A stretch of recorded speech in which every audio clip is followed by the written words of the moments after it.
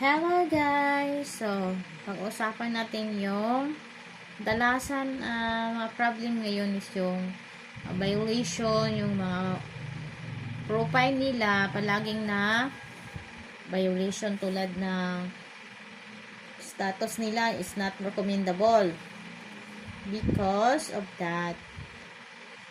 So, example sa mga paggamit ng mga music or sounds effect or hashtag or comment na mga bad, bawal yan. So, palagi nating tingnan araw-araw yung status nasa profile natin. I-click natin niya yung tatlong dot sa right side sa dashboard. Then, hanapin yung active, flag, recommendable. Dapat araw-araw siya i-check. Then, yung videos nyo, i-check nyo pagkatapos ng upload kung meron siyang violation, dapat siya i-delete. Delete siya agad kasi kapag hindi nyo i-delete yan, kung sinita ang mag-delete yan, yan ay panisan ka ng not recommendable flag.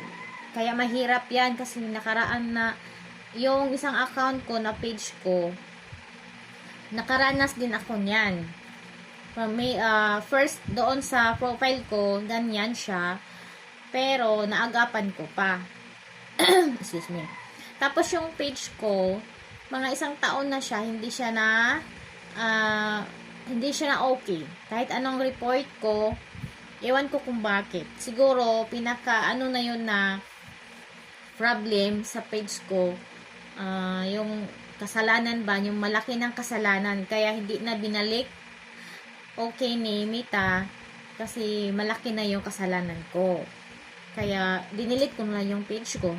So ngayon alam ko na kung paano itong page, itong bagong Facebook ko, check ko siya palagi yung status niya pagkatapos ko ng upload.